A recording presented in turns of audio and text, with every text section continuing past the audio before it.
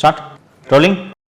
ஒவ்வொரு வாட்டி வெளிநாட்டுக்கு டூருக்கு போகும்போதும் அந்த ஊரில் ஏதாவது ஒரு இடத்துல இவரும் இவரது மனைவியும் நின்று கொண்டு ஃபோட்டோ எடுத்து அதை ரிலீஸ் பண்ணுறது தமிழ்நாட்டில்.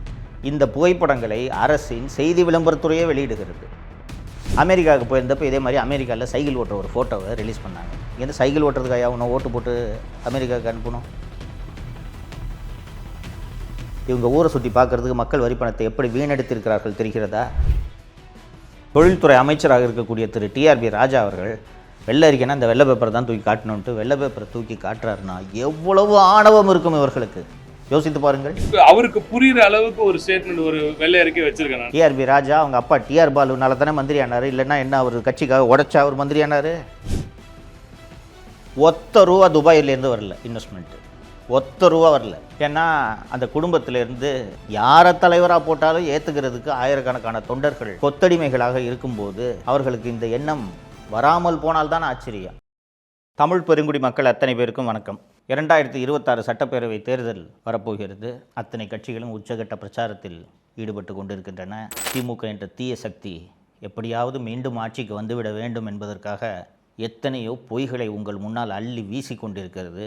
அதையெல்லாம் நம்பி மயங்கி தப்பித்தவரை கூட திமுக மற்றும் கூட்டணி கட்சிகளுக்கு நீங்கள் வாக்களித்து விடக்கூடாது என்பதற்காகத்தான் தொடர்ந்து நான் உங்களோடு பேசிக்கொண்டிருக்கிறேன், உரையாடி கொண்டிருக்கிறேன். அன்பார்ந்த தோழர்களே, கருணாநிதி குடும்பத்துக்கும் சரி, ஸ்டாலின் குடும்பத்துக்கும் சரி, தமிழ்நாடு நமக்கு பட்டா போட்டு கொடுத்துருக்கு, நமக்கு சொந்தம் அப்படின்ற நினைப்பு எப்போதுமே உண்டு. ஏன்னா அந்த குடும்பத்திலேருந்து யாரை தலைவராக போட்டாலும் ஏற்றுக்கிறதுக்கு ஆயிரக்கணக்கான தொண்டர்கள் கொத்தடிமைகளாக இருக்கும்போது அவர்களுக்கு இந்த எண்ணம் வராமல் போனால்தான் ஆச்சரியம். அதனால அவர்கள் தேர்தலில் வெற்றி பெற்று ஆட்சிக்கு வந்துவிட்டால் ஏதோ இது ஒரு இன்பச் சுற்றுலா போல ஜாலியாக இருக்கிறதுக்கான ஒரு வாய்ப்பு என்றுதான் நினைத்து ஆட்சி நடத்துகிறார்களே ஒழிய 8 கோடி மக்களின் தலையெழுத்தை நாம் தீர்மானிக்கப் போகிறோம், 8 கோடி மக்களின் நல்வாழ்வை நாம் உறுதி செய்ய வேண்டும் என்ற எண்ணம் அந்த குடும்பத்தில் இருக்க ஒரே ஒருத்தருக்கு கூட துளி கூட இல்லை அப்படின்றத தான் இந்த 5 வருஷ ஆட்சியில் நீங்கள் பார்த்துருப்போம். தோழர்களே, இந்தியாவில் எத்தனையோ மாநிலங்கள் இருக்கின்றன. ஒவ்வொரு மாநிலத்துக்கும் வெளிநாடுகளிலிருந்து பெரிய பெரிய நிறுவனங்கள் வந்து முதலீடுகள் செய்ய வேண்டும் என்ற விருப்பம் உண்டு. அப்படி வெளிநாடுகளிலிருந்து முதலீடுகள் வந்தால் தான் அந்தந்த மாநிலங்களில் வேலைவாய்ப்பு பெருகும், தொழில் வளம் பெருகும், மாநிலம் வளர்ச்சி அடையும். ஒரு 6 மாதத்துக்கு முன்பு உலகின் மிகப்பெரிய நிறுவனமான கூகுள் நிறுவனம் ஆந்திர பிரதேசத்தில் 85,000 கோடி 5 ஆண்டுகளில் முதலீடு செய்ய போவதாக ஆந்திர முதல்வர் திரு சந்திரபாபு நாயுடு அவர்களோடு ஒப்பந்தம் போட்டது. கூகுள் நிறுவனத்தை தொடர்ந்து அமேசான் உள்ளிட்ட பல்வேறு நிறுவனங்களும் ஆந்திராவில் முதலீடு செய்ய போவதாக அறிவித்திருக்கின்றன. கூகுள் நிறுவனத்தின் சிஇஓவாக யார் இருக்கிறார் என்பது உங்கள் அத்தனை பேருக்கும் தெரியும். தமிழர், நம்ம ஊருக்காரர் சுந்தர் பிச்சை. அப்படிப்பட்ட சுந்தர் பிச்சை முதலீடு செய்வதற்கு தமிழகத்தை தேர்ந்தெடுக்காமல் ஏன் ஆந்திராவை தேர்ந்தெடுத்தார்? ஏனென்றால் ஆந்திராவில் முதலீடு செய்வதற்கு ஏற்ற மாதிரியான சூழலை அந்த மாநில அரசு உருவாக்கி வைத்திருக்கிறது. முதலீடுன்றது என்ன? எதற்காக முதலீடு செய்ய போகிறார்கள்? ஒரு முதலாளி ஒரு மாநிலத்தில் சில 100 கோடிகளை, சில 1000 கோடிகளை முதலீடு செய்கிறார் என்றால் நிம்மதியாக தொழில் பண்ணி அதுலேருந்து நமக்கு லாபம் வரணுன்றது தான் அவரோட நோக்கமாக இருக்குமே ஒழிய அந்த மாநிலத்தை வளர்க்கணுன்றது அந்த மாநில அரசின் நோக்கமாக இருக்க வேண்டும். திராவிட மாடல் ஆட்சி பதவிக்கு வந்தவுடன் முதல் ஆண்டிலேயே 2022 துபாய்க்கு முதலீடுகளை வரவேற்பதற்கென்று சுற்றுப்பயணம் போனார்கள். இந்த சுற்றுப்பயணம் போகிறதுக்கு தொழில்துறை செயலர் அல்லது தொழில்துறை அமைச்சர் அனுப்பி வச்சிருந்தாலே அவங்க போய் பார்த்துட்டு முதலீடு எல்லாத்தையும் கொண்டு வந்திருப்பாங்க. நான் ஏற்கனவே ஆந்திர முதலீடு பற்றி சொன்னேன். சந்திரபாபு நாயுடு அமெரிக்காவுக்கு போய் கூகுள் நிறுவனத்தை சந்தித்து சுந்தர் பிச்சையை போய் பார்த்து இங்கே வந்து முதலீடு பண்ணுங்கலாம் கூப்பிடல. அந்த மாநிலம் சிறந்த மாநிலம் என்று அந்த நிறுவனம் தேடி வந்து ஆந்திராவில் முதலீடு செய்தது. ஆனால் திராவிட மாடல் குடும்பம் நாங்கள் போய் முதலீடை வரவேற்கிறோன்னு சொல்லிட்டு எங்கே போனாங்கன்னா துபாய்க்கு போனாங்க. துபாய்க்கு எப்படி போனாங்கன்னா 22 மார்ச் 2022 உதயநிதியும் அவங்க ஃப்ரெண்ட்ஸ் எல்லாம் ஃபஸ்ட்டு போயிட்டாங்க. 23 மார்ச் 2022 அன்று சபரீசன், அண்ணா நகர் கார்த்தி அவங்க ஒரு செட்டு போயிட்டாங்க. அதற்கு பிறகு தனி விமானத்தில் முதல்வர், துர்கா ஸ்டாலின், அதிகாரிகள் எல்லாம் தனி விமானத்தில் பேரம் பேத்தி நண்டு சிண்டு இந்த திமுக குடும்பத்தில் இருக்கிற அத்தனை பேரும் தனி விமானத்தில் துபாய் சென்று இறங்கினார்கள். கிட்டத்தட்ட ஒரு வாரத்திற்கு மேல் துபாயில் ஆட்டம் போட்டது இந்த குடும்பம். வேறு ஒன்றும் இல்லை. அங்கே போய் ஏஆர் ரஹ்மான் ஸ்டுடியோவை பார்க்குறது, புர்ஜ் காலிஃபா டவரில் ஏறி அங்கே நின்றுக்கிட்டு புகைப்படம் எடுத்துக்கொள்வது, அந்த புகைப்படங்களை வெளியிடுவது என்று கிட்டத்தட்ட இன்பச் சுற்றுலா போல இவர்கள் அந்த முதலீட்டு பயணத்தை நடத்தினார்கள். தோழர்களே, உங்கள் எல்லாருக்கும் தோணும், ஏன் ஒரு முதலமைச்சர் தானே, இவருக்கென்று விடுமுறை எடுத்துக்கொள்ளக்கூடாதா, இவர் துபாய் செல்லக்கூடாதா என்ற கேள்வி உங்களுக்கு எழும். தாராளமாக போகலாம், தவறு கிடையாது. இவங்களுக்கு இருக்க பணத்துக்கு சொந்த காசை செலவு பண்ணிட்டு துபாய்க்கோ அமெரிக்காவுக்கோ உலகின் எந்த நாட்டுக்கோ போய் சுற்றி பார்க்கலாம் இல்லையா? ஆனால் மக்களின் வரிப்பணத்தில் அரசாங்க காசில் உலகத்தை சுற்றி பார்க்க வேண்டும் என்ற புத்தி இந்த குடும்பத்துக்கு இருக்குதா இல்லையா? அதனால் தான் இதை முக்கியமாக சுட்டி காட்டுகிறேன். போய் துபாய் சுற்றுப்பயணத்தை எல்லாத்தையும் முடிச்சுட்டு வந்தார். வந்து 6100 கோடி முதலீடு துபாயிலிருந்து வரப்போகிறது. Lulu mall, Nobel steel, Kings hospital என்று 3 நிறுவனங்கள் முதலீடு செய்ய போகின்றன என்று வந்து விமான நிலையத்திலேயே அறிவிப்பு வெளியிட்டார் முதல்வர். தோழர்களே, 2026 இருக்கோம். ஒத்த ரூபா துபாயிலேருந்து வரல இன்வெஸ்ட்மெண்ட்டு, ஒத்த ரூபா வரல. 2023 வருஷம் டூர் போகிறாங்க. 23 மே 2023. இந்த டூர் எங்கே தெரியுமா? சிங்கப்பூர் மற்றும் ஜப்பான். கடந்த முறை துபாய்க்கு குடும்பத்தோடு சுற்றுலா போனது கடுமையான விமர்சனத்துக்கு உள்ளான காரணத்தால் இந்த வாட்டி என்ன பண்ணிட்டாருன்னா, பேரம்பேத்தி, கொள்ளு பேரன், கொள்ளு பேத்தி இவங்களெல்லாம் கூட்டிகிட்டு போகல. ஃபஸ்ட்டு மாப்பிள்ளை சபரீசன் தனியாக போயிட்டார், உதயநிதி தனியாக போயிட்டார். திரு ஸ்டாலின் மற்றும் அவரது மனைவி துர்கா ஸ்டாலின் மற்றும் படை பரிவாரங்கள்லாம், உளவுத்துறை ஐஜி செந்தில்வேலன், தினேஷ் எல்லாம் சேர்ந்துக்கிட்டு சிங்கப்பூர் மற்றும் ஜப்பான் நாடுகளுக்கு 23 மே 2023 அன்று சுற்றுப்பயணம் சென்றார்கள். சுற்றுப்பயணம்னா என்ன?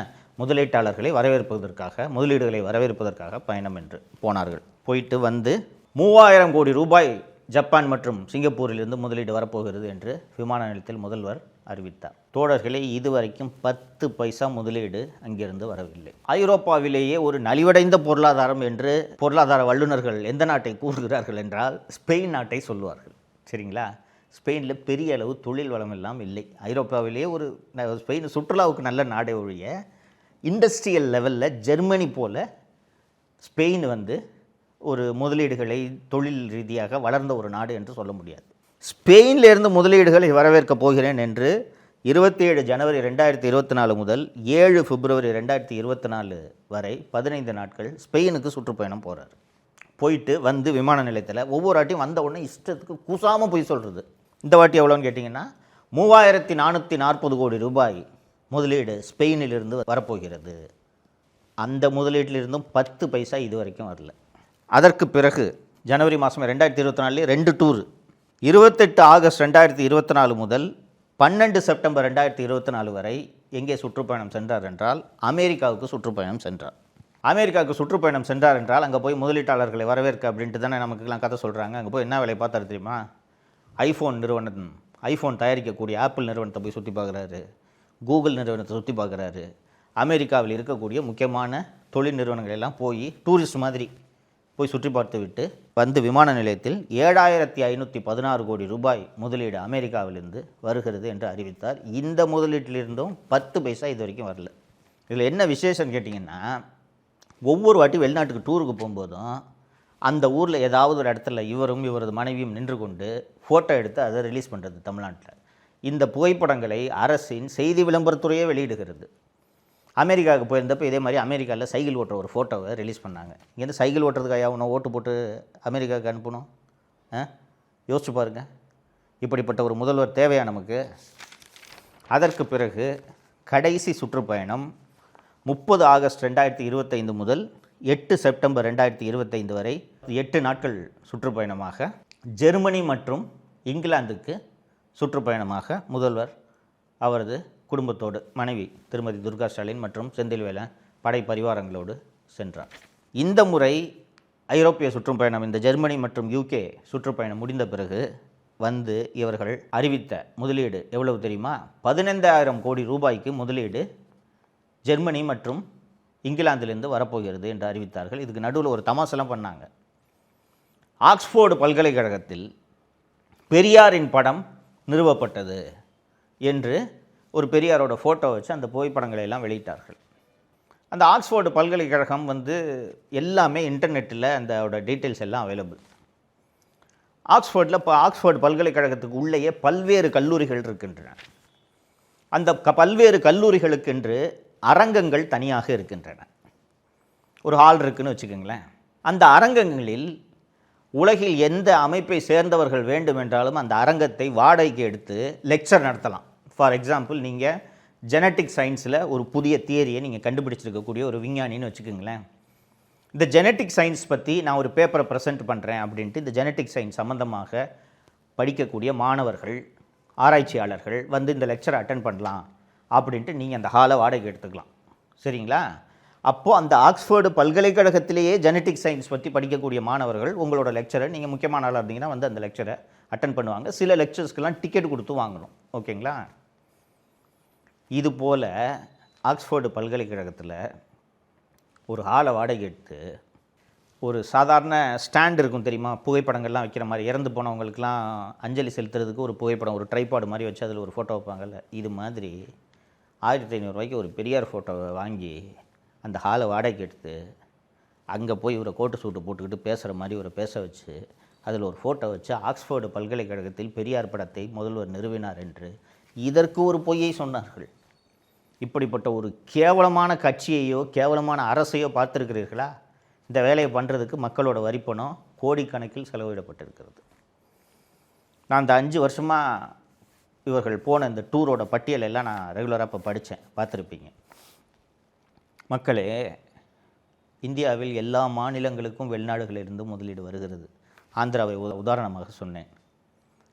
எந்த மாநிலத்தோட முதல்வராவது அந்தந்த நாட்டுக்கு போய் முதலீடு வேணும்ன்ட்டு கேட்குறாங்களா? கேட்டு கேள்விப்பட்டிருக்கீங்களா? ஒரு மாநிலத்தில் முதலீட்டுக்கான சூழல் நன்றாக இருந்தால் தானாக முதலீடுகள் வரப்போகிறது. நீங்கள் அங்கே போய் நேரடியாக போய் முதலீடுகள் வேணும்னு அழைக்கணும். இப்போ ஆப்பிள் கம்பெனி இன்வெஸ்ட்மெண்ட் வேணும்னா இங்கேருந்து நேராக போய் டிம் குக்கை பார்த்து, சார் எங்கள் ஊரில் இன்வெஸ்ட் பண்ணுங்கன்னு கேட்கணுமா? ஒரு மெயில் போட்டால் போதாதா?